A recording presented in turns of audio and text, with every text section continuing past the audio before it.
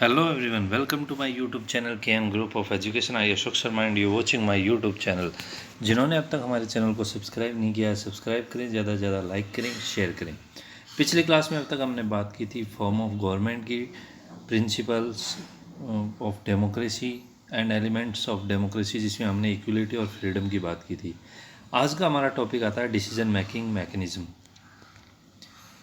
लगभग जितनी भी डेमोक्रेटिक कंट्रीज़ हैं उनके अंदर मोस्टली कॉन्स्टिट्यूशन एक रिटन डॉक्यूमेंट के रूप में है जो कि गवर्नमेंट की पावर और नेचर को स्पेसिफाई करता है।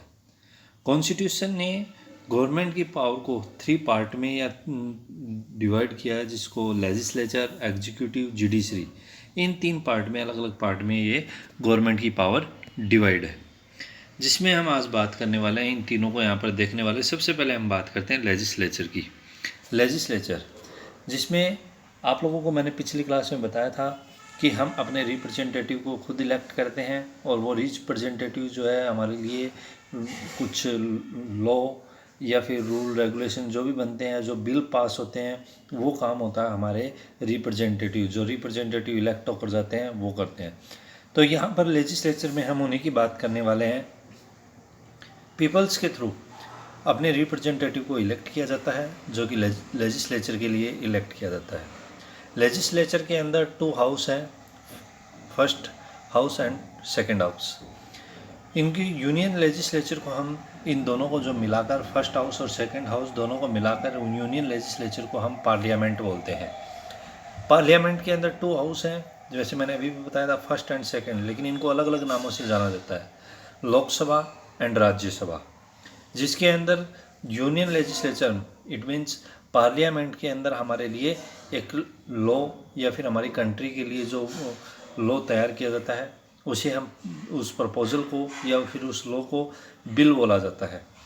बिल पास होने के लिए वहाँ पर कुछ प्रोसेस होती हैं, दोनों हाउस की उसमें ज़रूरत होती है। साथ में प्रेसिडेंट जो होते हैं उनके भी वहाँ पर ज़रूरत होती है, उनके सिग्नेचर के बिना कोई भी बिल पास नहीं हो सकता। दोनों हाउस में बिल पास हो जाने के बाद में यदि प्रेसिडेंट उस पर सिग्नेचर नहीं करता है तो वो बिल पास नहीं माना जाता। वैसे जब हम बात करते हैं लेजिस्लेचर की, जब हम बात करते हैं फॉर्म ऑफ गवर्नमेंट में, तो ये तीनों जो है मिक्स आते हैं। First house, second house, Lok Sabha, Rajya Sabha और प्रेसिडेंट, तीनों के पास होने के बाद में ही बिल पास माना जाता है और वो लॉ या जो एक्ट पास होता है वो लागू हुआ माना जाता है।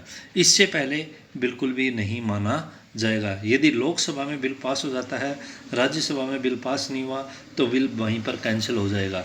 यदि लोकसभा राज्यसभा दोनों में बिल पास हो गया लेकिन प्रेसिडेंट ने सिग्नेचर नहीं किए, तो भी बिल को कैंसिल माना जाता है। या फिर यदि बिल लोकसभा में ही पास नहीं हुआ तो फिर बिल आगे नहीं पहुंचेगा। सबसे पहले बिल लोकसभा में पारित होता है, उसके बाद में राज्यसभा में जाता है और उसके बाद में प्रेसिडेंट के पास में जाता है। ये थी हमारी लेजिस्लेचर की हमने बात की, जिसमें हमने 2 हाउस देखे।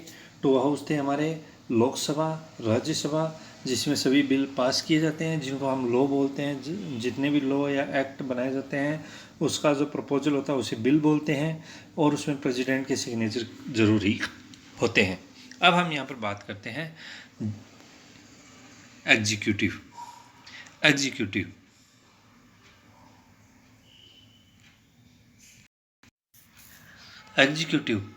एक इम्पोर्टेंट एलिमेंट है डेमोक्रेसी का, जिसके अंदर प्राइम मिनिस्टर और काउंसिल ऑफ मिनिस्टर आते हैं, जो कि हमारे लिए पॉलिसी या डिसीजन पीपल्स के लिए बनाते हैं। प्राइम मिनिस्टर मेजॉरिटी वाली पार्टी जो कि लोकसभा में होती है उसका लीडर होता है। प्राइम मिनिस्टर और काउंसिल ऑफ मिनिस्टर जो है लॉ बनाते हैं पार्लियामेंट के अंदर।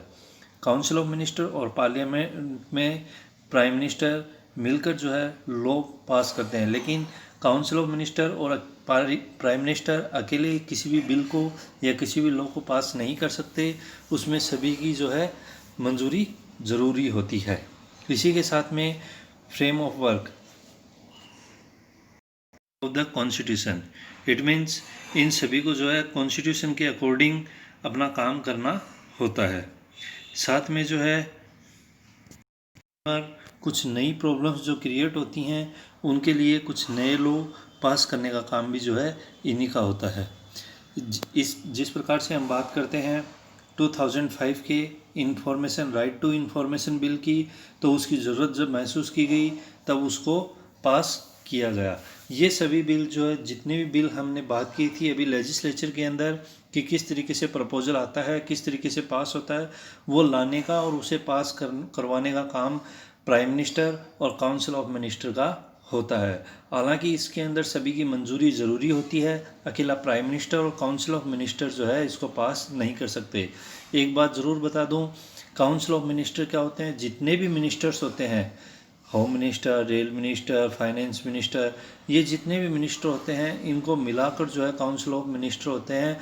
और काउंसिल ऑफ मिनिस्टर का जो में फर्स्ट नंबर पर प्राइम मिनिस्टर आता है, वो भी काउंसिल ऑफ मिनिस्टर में शामिल होता है। और जो पार्टी होती है जिसकी मेजॉरिटी होती है उसका लीडर जो है प्राइम मिनिस्टर होता है।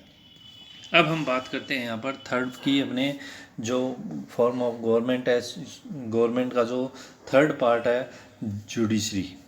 जुडिशरी एक लॉ या फिर लॉ बनाने का, उसको बनाए रखने का, साथ में जो है लॉ ब्रेकर्स जो होते हैं उनको पनिश करने का काम जो है जुडिशरी का होता है। ये लोगों के फंडामेंटल राइट्स को जो है प्रोटेक्ट करता है, साथ में सिविल और क्रिमिनल केसेस को भी डील करता है।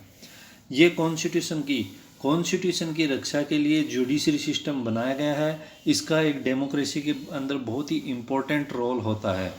ये बिल्कुल इम्पार्शियल जो है जजमेंट देता है, किसी के साथ भी जो है भेदभाव नहीं देखने को मिलता है। ये एग्जीक्यूटिव और लेजिस्लेचर तीनों से बिल्कुल अलग और फ्री वर्क करता है। इसके ऊपर किसी भी तरीके का गवर्नमेंट या फिर किसी भी तरीके की पार्लियामेंट का प्रेशर नहीं होता है। तो ये हमारे थे 3 पार्ट डिसीजन मेकिंग के, जिसके अंदर मैंने आपको बताया लेजिस्लेचर, एग्जीक्यूटिव और जुडिशरी। लेजिस्लेचर के अंदर हमने पार्लियामेंट को पढ़ा, एग्जीक्यूटिव में हमने मिनिस्टर और काउंसिल ऑफ मिनिस्टर को पढ़ा, और जुडिशरी के अंदर हमने जुडिशियल सिस्टम को देखा। नेक्स्ट अपना आता है protection of interest of minorities.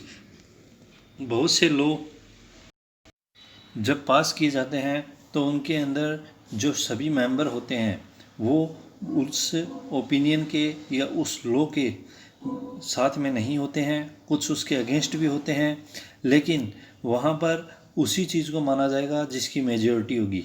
यदि मेजॉरिटी उस बिल को पास कराने के लिए होती है तो वो बिल पास हो जाता है, यदि मेजॉरिटी उस बिल को पास न कराने में होती है तो वो बिल पास नहीं होता।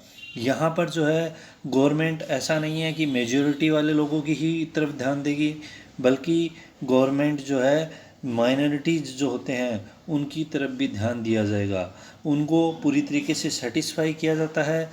यदि माइनॉरिटीज़ जो होते हैं ना के लिए अपनी राय देते हैं तो वहाँ पर गवर्नमेंट उनको जो है पूरी तरीके से सेटिस्फाई करती है। उनके सभी क्वेश्चंस, जो भी उनके डाउट्स होते हैं, उनको क्लियर करने के बाद में ही उसे एक्ट या लॉ बनाया जाता है।